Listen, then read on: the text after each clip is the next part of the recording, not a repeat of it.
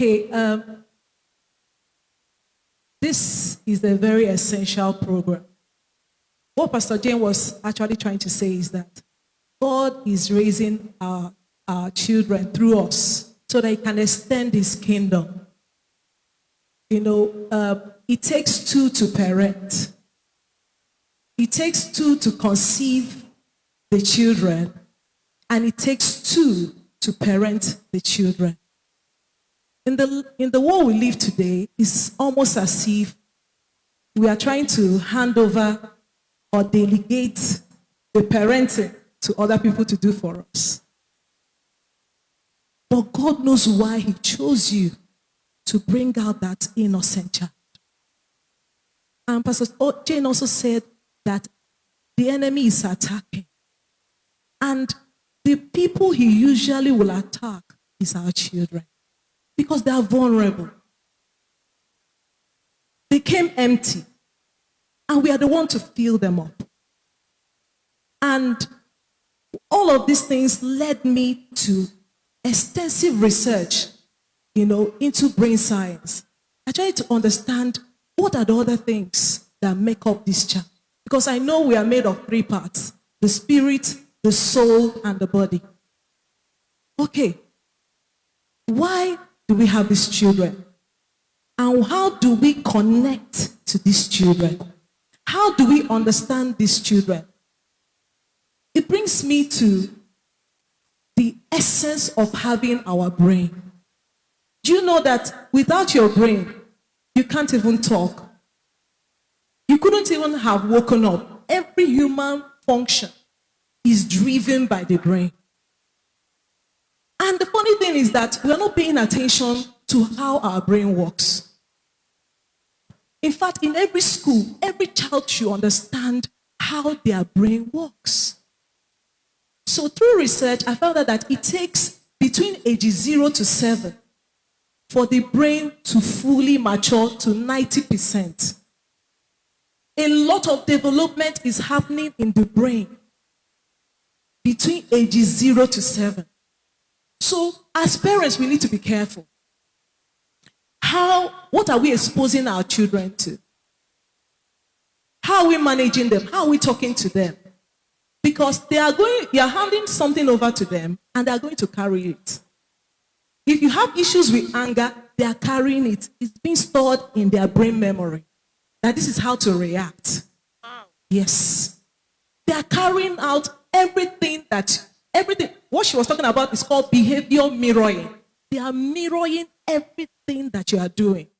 So that's why over time, you almost hear your child talking like you, behaving like you, shouting like you, all right? Because they have been observing the way you do your things.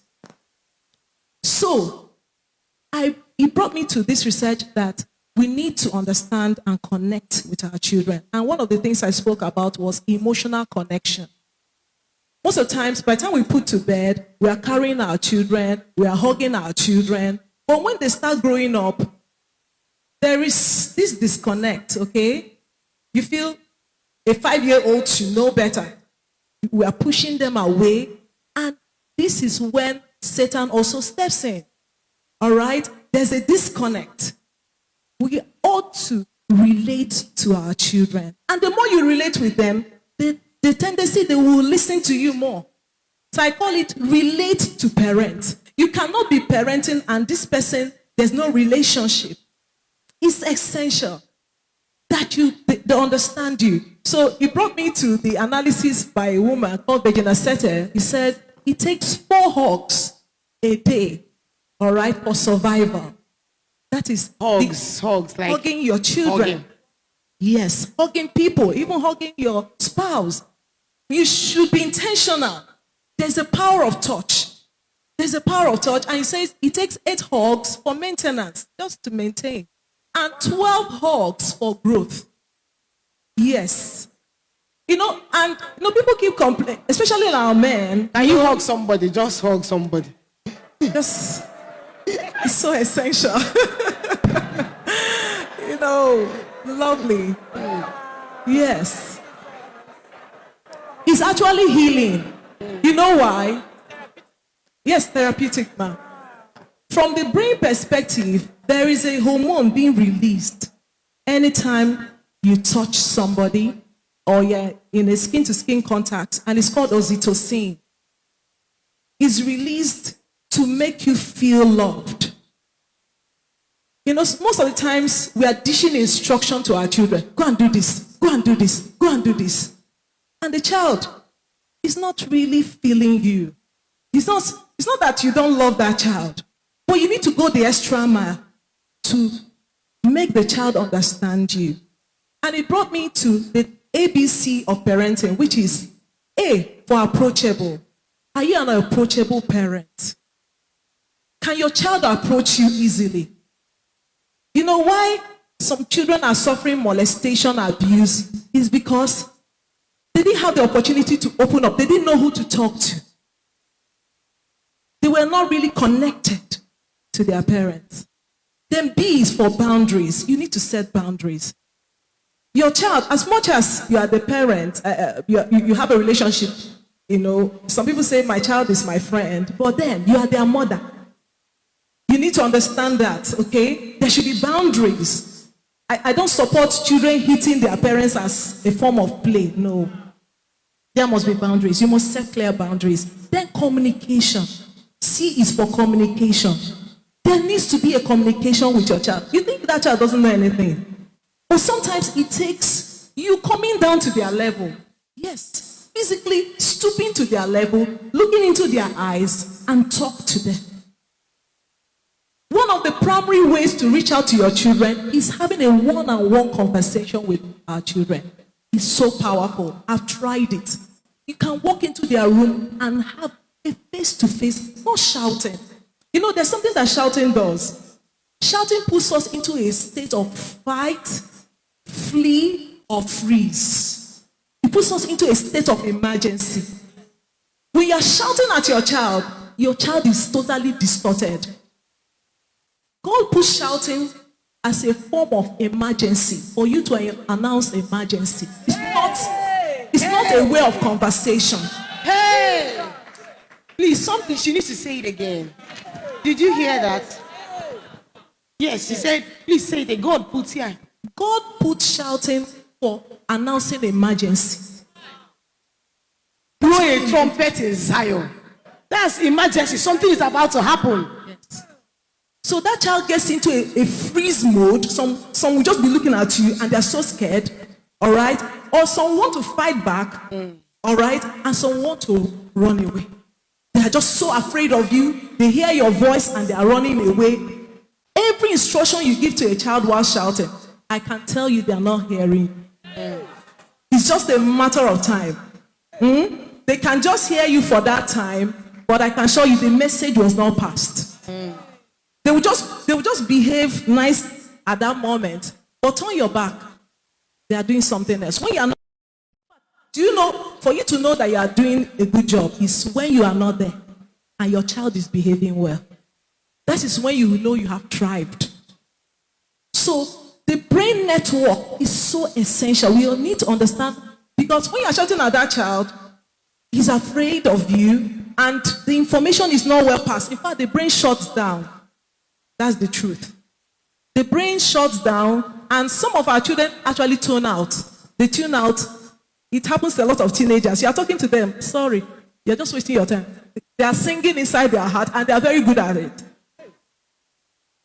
So you need to talk to your child. Please, can you talk about that research that a man carried out on babies? All right. Wow. All right. So there was this king that was in 1944.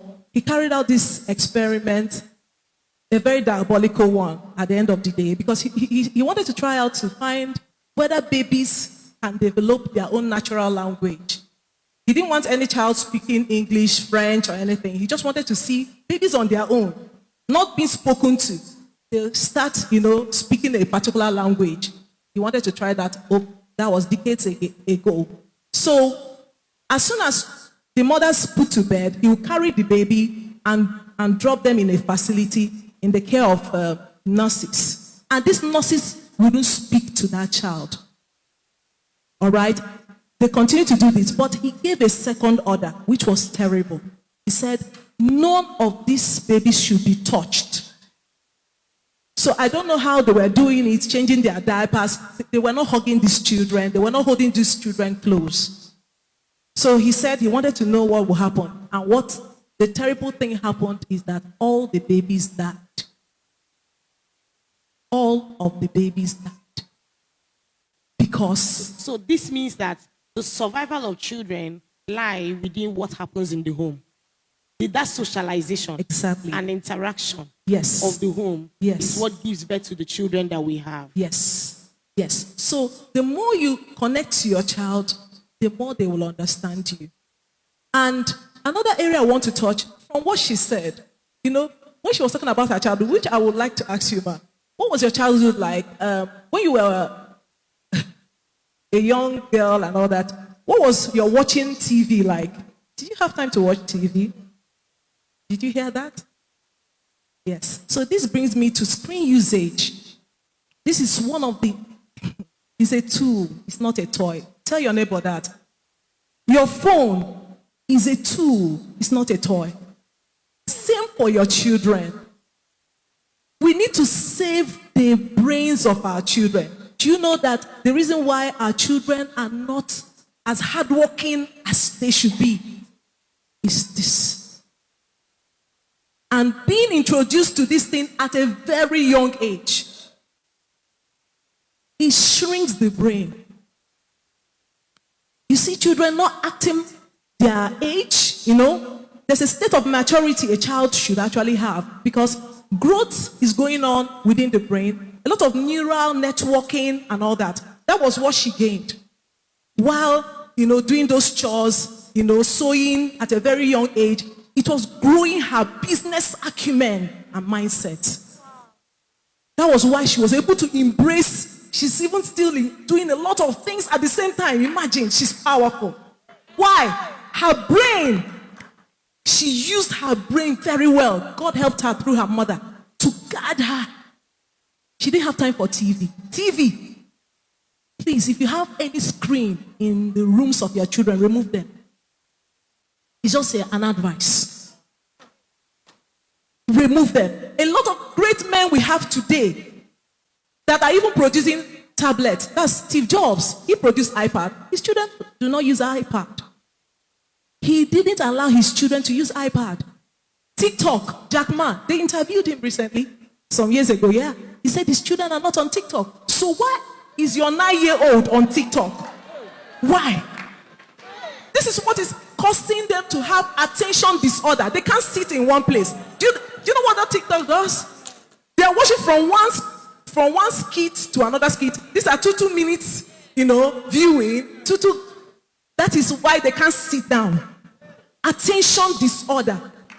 It's also causing speech delay. A lot of children that cannot speak. Some of them are speaking television language. There's something it's called. Yes, they speak like they're cartoon. I was talking to my husband the other day. I said, do you know the problem we are having? We are introducing our children to unreal situations. And we want them to handle real life situations.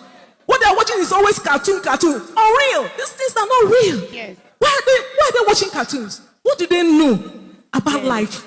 What do they know about washing plates? What do they know about cooking?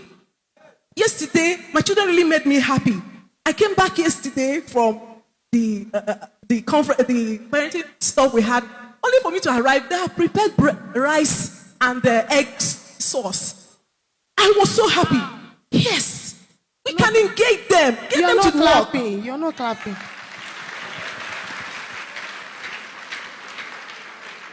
God sent these children to help you, but we are raising them not to help us. God made them to be an extension of you. You're laying a legacy. You're going to get old one day. Are you raising children that can back you up? Come on.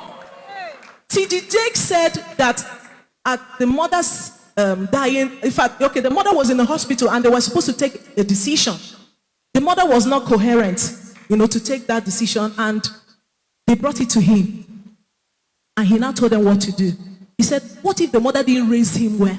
to take that life and death decision. He could have taken a wrong decision, but the mother paid attention. We have a role to play, mothers. God has put this in our hands and we can do it. Tell your neighbor, I can do it. Through Christ that strengthens you. Through knowledge, you will not perish. We need to reach out to understand how these things work. And lastly, let mothers and fathers sit and have a plan. Before these children came, do you know you're supposed to have a plan for them? Do you know the reason why we fail is because we have not planned? We need to have a plan. What is your plan? How are you planning to extend your legacy? Because as you give birth to them, they're going to give birth to other children. You're living a generation. Are you going to live a generation of nuisance? Are you going to live a generation of people that will make impact? What is your plan? What are your family values? What is your family mission?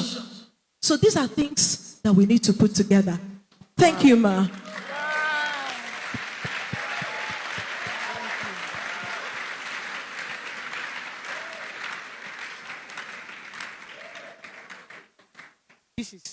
This is powerful. Please, I want you to touch on the research about 0 to 1 year and relationship with screen, 3 to 5 and relationship with screen. Okay. A group of pediatricians came together and came up with this recommendation that children between 0 to 2 shouldn't have screen at all. 0 to 2 years. No screen, except for video calls, maybe between their parents. They want to speak to their mom or dad that is away. All right? 0 to 2, no screen. And I wish there's a slide to show you the brain. There was a brain scan of toddlers. Maybe that will be another time for you to see how the brain of an unhealthy toddler's brain is and the brain of a healthy one. You will need to see the difference. Yes. So do yourself that service to remove the screen from 0 to 2 years. Allow them to interact with you. Allow them to see life. Allow them to touch things. Allow them to do there are a lot of things 0 to 2 years can do aside screen. Okay? Then 3 to 5 years, 1 hour of educational viewing. And if possible, you are there with them. Watch that screen with them. Then 6 and above, 2 hours of educational screen. And then also watch with them to know the content. Because I don't know whether you've noticed there's some cartoons they finished watching. Your children, have you observed? There's some cartoons they finished watching like this. The whole house is in disarray. It's violent. Violent cartoons. All right? You see them jumping from here. They start jumping on your sofas. They are rolling all over. It's affecting their brain. Yes. Yes. And yes, because for instance, if it's Superman or what's that one? Spider-Man. He's always jumping around. Yes. He moves from here. Yes. He moves another. Yes. So your children will start trying to practice jumping. Yes. In fact, their brain has not really developed to manage a lot of movements. You know, when you're watching the screen, you're looking at color, you're looking at sound, you're looking at movements, and you are exposing this child to all of these things at the same time. And the people that created this thing actually did it so that they can get addicted to their cartoon. Because it's fascinating. Imagine you are here and you're seeing somebody swim. The next thing, the person is flying on an aeroplane and the person is flying. So it's entertaining. It's actually fascinating. So, but at the same time, it's not helping their brain development. Yes, ma'am. Wow.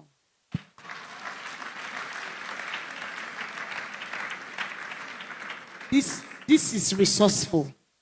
This is highly resourceful because I don't know. I know someone there is saying, how can I not give my child? But nobody's there to help me. I have to keep my child busy with phone. If you're a determined parent, you can find other ways to help that child. Look for building blocks.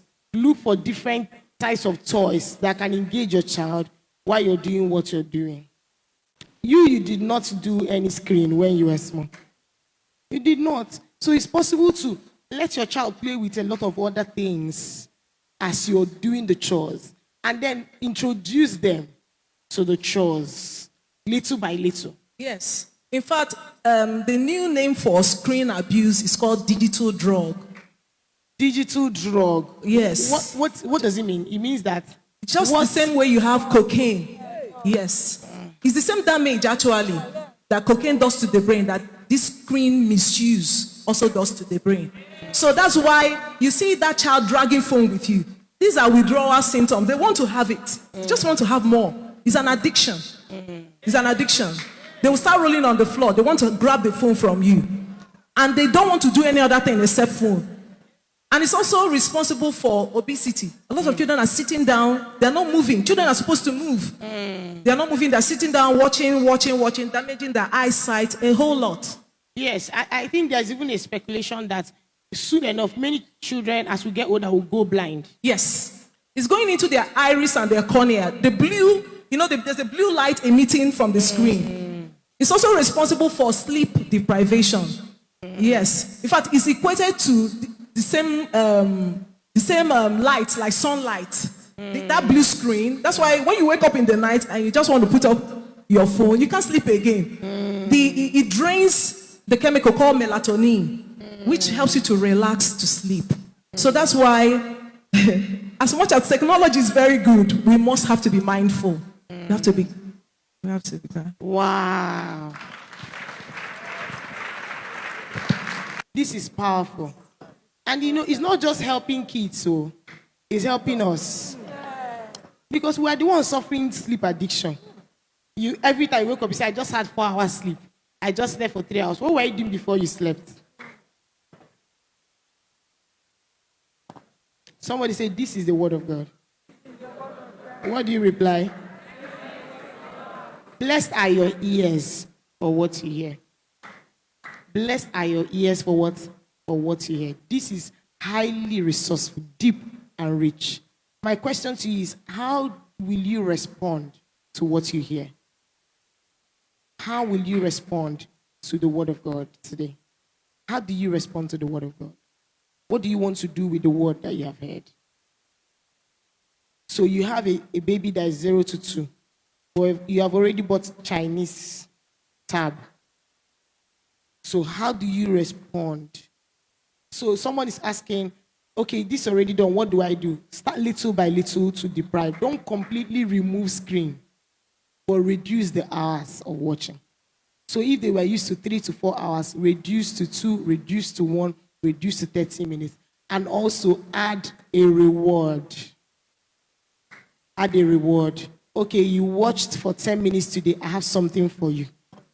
So that reward system will help the child to look forward to that deprivation.